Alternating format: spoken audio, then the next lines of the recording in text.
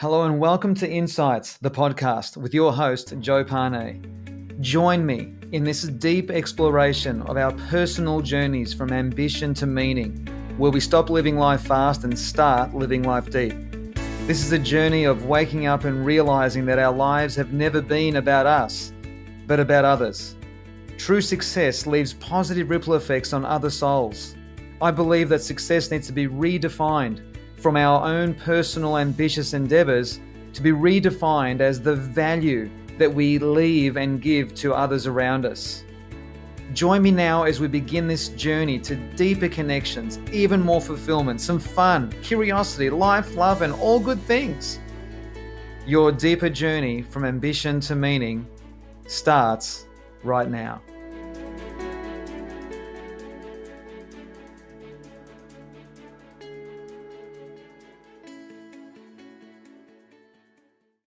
Hey everyone, it's Joe here. I hope you're doing as well as can be. Welcome to episode 68.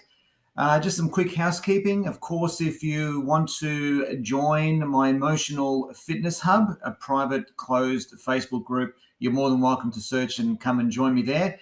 All right, so today we're focusing on change. As you may have seen, or in the capture of the headline for this particular episode, change is not a disruption to flow, it is the flow. Another way of looking at change is not a change of direction, it is the direction in which all life moves. Now, this is fundamentally important. I hope you don't mind me getting straight into it in this episode, as I already have. Is that the hallmark of my emotional fitness work is that it's based on the fundamental definition that I have just created out of my experience over the last 15, 16 years of delivering this work, is that emotional fitness is measured by the quality of our relationship with uncertainty. And of course, one of the core ingredients of uncertainty is change. And the more we resist change, the more pain we will have in our life. Now, if for those of you who might have listened to the previous episode, I think it was episode 67, where I discussed the differences between pain and suffering, where suffering is more of a mental state and pain is something that is inevitable in life. Well, whilst it's true that pain is inevitable in life, I also believe that there are certain pains in life that we can avoid. And by avoiding, I don't mean by suppressing or ignoring or denying. I mean unnecessary pain. And some of the unnecessary pain that happens on a psychological level is where we don't embrace change. And something that's become really, really clear to me, certainly, and at the time of this recording, I'm 51. We're going through a change of lifestyle here with my family, where we're looking to move up north. Well, we're in the queue waiting. The point I'm making is we're embracing this new change. We've been living in a city in Melbourne, Australia. We only live 5 or 6 kilometres away from the central business district, the actual main city. So we've been living in a city for all of our lives, and we're moving into, acreage, a seed tree change, climate change. It's a lifestyle change on many different levels. It's a value shift, a physical shift in terms of acreage versus a regular city block, seed tree change. So we've got the ocean near us, and we've got the forest, the actual national forest of the Noosa hinterland. And then there's the climate change and the cultural change and a whole bunch of other changes. And I love it. And we've consciously chosen to embrace that for all of our own reasons. The point I want to make is that a lot of people have issues with change, where we remain stuck in things or stuck to memories.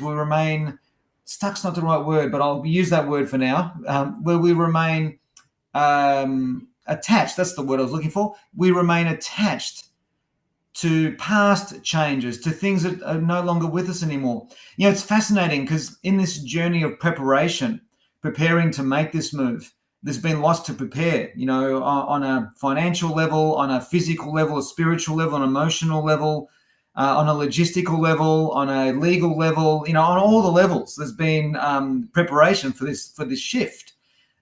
This shift of everything, shift of consciousness, shift of, geography. And what I've learned is that I've learned to let go of so many things that I was so attached to from a sentimental basis. There are so many things that we've been discovering in our home that as we've been going through packing up. And if my wife was listening to this, she'd be saying, "Who's we packing the house?" Because she has been packing the house. Let me be very clear on that in case she actually hears this episode. Whilst I've been delivering my Zoom trainings, that's my justification. I've been working and she's been packing. There you go. Did I get away with that? So, but what's been happening is I've been coming across lots of things from our past life. So, for example, I came across in one of the robes here, in one of the cupboards here, my old vinyl record collection of all of my Michael Jackson albums, 12-inch singles, original 7-inch singles of the Jackson 5, picture discs, limited releases, tour guides, as in, those tour pamphlets that you get from a concert. Like it would easily be, well in excess of 60 or 70 items. It might even be up to 100 items. And Silvana said, "What do you want to do with this?" And my initial thought was, we'll just bring it up. And she goes, "Why do you want to bring it up for?" As in bring it up north, right? And I said, I don't know, just, she said, "It's been sitting in this robe away, sight unseen for 20 years. 20 years. It's been sitting there because they're vinyl. We haven't played vinyl for ages. Anyway, so I just thought, yep, okay, I'll sell them. So I'm in the process of selling them as we speak. And the point I'm making is I was talking to a friend of mine who said, "Well, don't you want to keep them for sentimental value?" And I said, "No, I don't have any sentimental attachments anymore." It's like, let me be very clear on what this means, right? Sentimental attachments are healthy if they're not holding you back from living your life right now. But if your sentimental attachments are causing you to stare at your past instead of looking at your past, you've then got a problem, because your emotional fitness will suffer. Your emotional life, your spiritual life will suffer. So let me just say that again.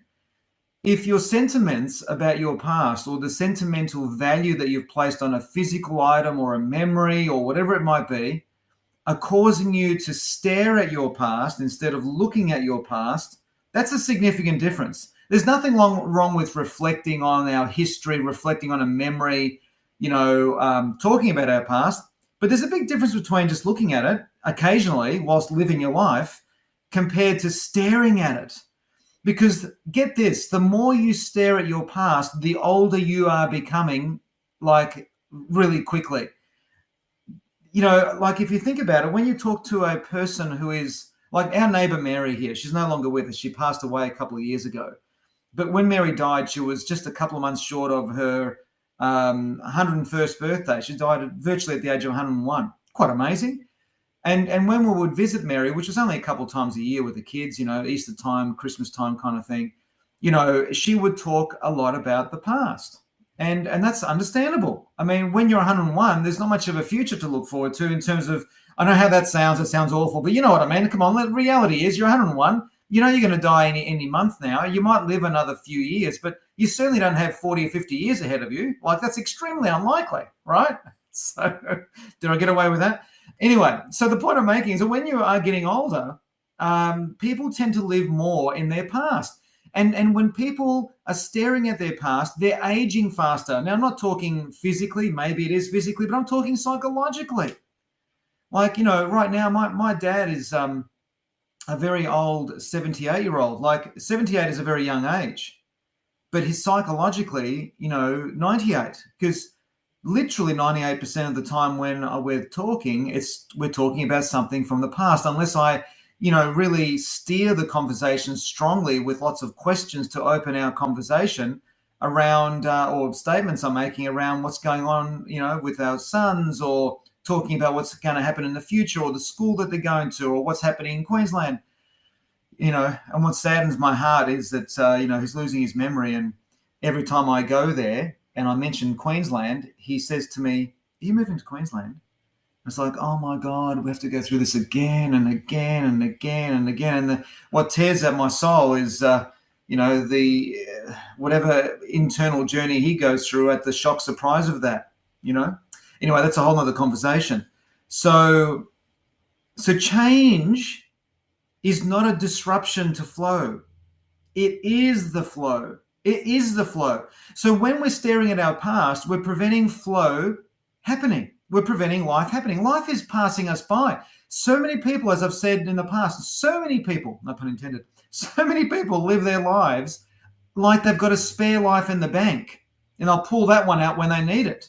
It's like life is happening right now and life has no pause button. So there's nothing wrong with looking at the past. Staring at the past becomes a problem. And when we become overly sentimental, so going back to the sentimentality, so those albums that I've got, I've already given them to a record store to value, and the fellow's going to let me know what they're worth. Nice little cash bonus there, however that comes out. There are school uniforms of when I was in primary school and year 7 in my cupboard that my mother gave to me for sentimental value.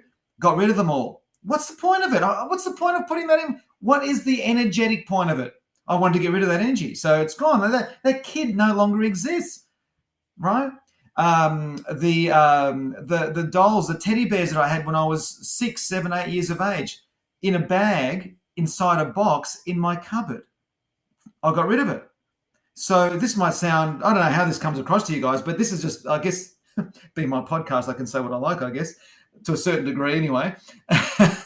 And that is, I've just thrown out all of the stuff that has no place being in my life anymore. I've already got those teddy bears and things, and the remnants of the school uniform. There's memories of that already that live in my mind that are more alive than those physical items. So the point I'm making is, and I've got to stop saying the point I'm making is, because that can be quite annoying, is that those teddy bears and all that sort of stuff that I got rid of, that we gave away, and some of it we threw out or whatever. Well, a school uniform we threw out. I mean, who's going to take on a primary school uniform that's kind of weird, man. Like to give away that. So we threw it out. And let me tell you, I was indifferent. I wasn't excited or elated or depressed or sad. It was like, no, it's just let go of it. Just let go of it. So sentimentality is an interesting thing, because I reckon if you're overly sentimental, like too much, and you are staring more than looking at your history, then you're preventing the embracing of change. And another way of looking at change, as I shared with you in the opening minutes of this particular episode, right, is that change is not a change of direction. It is the direction of which all of life moves. Look at nature. It's the water trickling down a creek. It's not resisting the change of direction. It just flows with the change of direction. That's what life is. And the other thing that sort of it's shifted for me immensely in the last few months, because here we are now, in Melbourne, Australia. The world's given us attention because we've become the longest shut down city in the bloody world. And that's a whole nother conversation there, let me tell you. You can probably tell by the tone of my voice how I feel about that. So, and it's like, this has given me clarity of like, okay, well, so many aspects of life have been, the pause button's been pressed. And it's like, oh my God, like, let's unpause all of this so we can live and move on and just experience the joy of directional change. The joy of change and the flow that it brings. Let me just say those two little sort of quotes again, or statements again. Change is not a disruption to flow. It is the flow. This is true in economic markets, in all businesses, in relationships, in physical health, in spiritual development, in geographical shifts. Whatever it is, all of life is enamored with. It's the core ingredient of life is change. And I believe that when we become overly sentimental and remain attached to aspects of our history that no longer have any business being in our present, then, we're staring at our past. And when we're staring at our past, we're resisting change. And when we're resisting change, we are resisting flow. And life is flow. When we're resisting change, we're resisting a change of direction. And direction is the movement of all of life. Direction is the flow. And I reckon that's really exciting. The other perspective on this that I wanted to share with you is that as I grow older, I am putting more and more conscious energy and focus and awareness to the best of my ability in connecting with my existential identity. All of us have got an existential identity. That's a fancy way of saying our soul, our spirit, our consciousness, the energy that keeps our body alive, the universal force that enables our heart to keep beating and our lungs to keep breathing. I mean, how is that happening? It's all happening automatically. What is the energy, the force, the power, the nature, what is it that's keeping all that going? Well, whatever you want to call it, that's what I associate as the existential identity part of us. Because we've got our psychological identities, the psychological identity of, our body, our results, our legacy, our relationships, our personality is fundamentally our psychological identity. And when we start associating or identifying with or becoming more aware of the existential identity within ourselves, the more fun and giggle you bring into your life, because you begin to realize how anything that is so seriously taken as heavy and dark and serious is the realm of the ego, So the soul is continually pulling us in the direction that we need to head in the journey of experience. And as I shared in my Emotional Fitness Hub, I do a video there once every week. And in the last video, at the time of this recording, it's currently October 9 or 10, and this episode will be released in a couple of weeks, I'm assuming. But around early October anyway, I recorded this video on the hub where a dear friend of mine's daughter, who's only 13, said to him, so we grow up, we educate ourselves, we get a job, we might have a family, might get married, and then we grow old, and then we die. So what's the point, Dad? Great question. And one of the ways I answer that question in that video is to say that, well, it depends on how you define the purpose of life. Because if you define the purpose of life as just that, then that's very depressing. But the purpose of life is to experience things. That's it. The soul has come here to experience the realm of the ego. And the realm of the ego is so real. Like, it doesn't take much to get sucked into the drama of life. I mean, there are so many hotly contested, contentious issues that we can bring up right now in this very moment about COVID, about the injections, about the government, about police state, about restrictions, the menu goes on. I could bring up any of these, and there'd be listeners of my podcast that would agree with me and listeners that would vehemently disagree with me. That's why I don't waste my time going into the details of politics and all that sort of stuff, right? Because, to be frank, I don't know it thoroughly enough to hold an intelligent debate. I'm still learning about how the government actually works, because I don't know about you, but this whole scenario has woken me up to, hold on, what's going on here? Like, how does the government make these decisions? Who is the CHO? What is the CHO? And all that kind of stuff. So I'm learning all of that intricately so I can speak intelligently in that area when I decide to bring those kinds of things up. Anyway, I'll stick with my strengths, which is all of the emotional stuff. So I said to my friend, a great way to answer your daughter's question is to share with her that the purpose of life is to have experiences. For example, because her questions presuppose that there's a direction that we need to head, that there's a place that we need to go. And that's not what life is. If you think about it, the reason why we learn how to dance is not so we can get somewhere. It's just so we can enjoy the experience of it. I know I love running, not because it's getting me somewhere, not because I can do personal bests and do more races and all that kind of stuff and chase down the next runner. I had lost interest in that aspect of running years ago. I do it because of the experience. I figure that my soul cannot experience the physicality, the kinesthetic experience movement of running anywhere else. I love eating pizza. Why? It's no good for me. Why do I once a week? I love immersing in the journey of eating a pizza because of the experience. So everything is an experience. That's what we've come here for. And as part of this journey, this adventure of experience, there's change. Everything's moving all the time. That's the nature of nature. So, an emotionally fit person embraces uncertainty. An emotionally fit person has got a very healthy relationship with uncertainty, and the way that he or she has that or develops that healthy relationship with uncertainty is to become change's best friend, to become the ultimate embracer of change. So me holding on to those vinyl albums and to those teddy bears and to my primary school uniform, for God's sake, the jacket that I was confirmed in grade 3. I mean, what's the point holding on to that? They're all gone. Let me tell you, I feel actually, come to think of it, as I'm recording this, I'm in the study where all those things were in the cupboards. The cupboards are just here next to me where I'm recording this in my study, where all those things were. And it's like, they're all gone. And I actually feel great.